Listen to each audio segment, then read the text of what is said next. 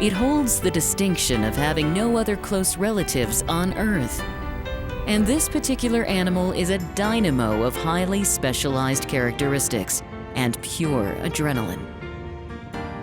Meet the pronghorn. Their morphology, the way they're built, is supremely adapted to living on the prairie and escaping predators. Most of their muscle mass for their legs is in their shoulders and their hips. This is augmented by long tendons that reach down into the legs.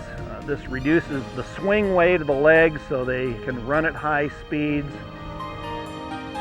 The pronghorn is renowned for being fast on its feet, an evolutionary feature that has allowed it to outlive some ancient predator species that have since gone extinct. It is the second fastest land mammal on the planet, just behind the cheetah, and can reach speeds up to 60 miles an hour in a heartbeat. A very high aerobic capacity, disproportionately large heart, trachea, and lungs. Very high density of muscle, mitochondria, which mitochondria are the energy factories of the cells. The joints midway up their legs, the equivalent to our knees and our elbows, are able to only pivot forward and backward. There's no rotational ability. They're built very much like a hinge to reduce the chances of dislocation while running.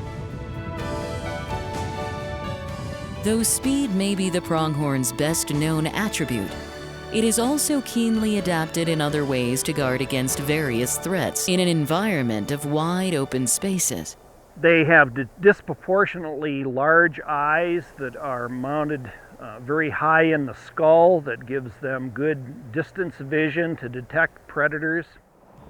They have the ability to flare their rump hairs as a signal to other animals of danger. This is visible from very, very long distances.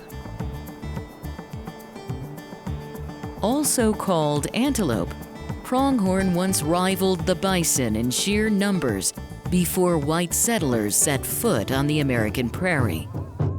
When the Ogallala Sioux hunted what they called the pale deer for sustenance, 30 to 40 million head roamed the land. Today, about 1 million remain, with the highest numbers situated in the most sparsely populated place in the country.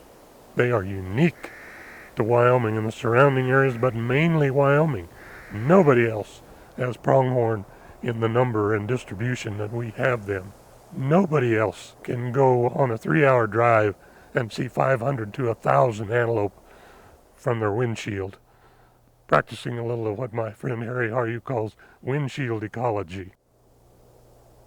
They're what is called autochthonous. That means they evolved in the place where you now find them, and they never went anywhere else.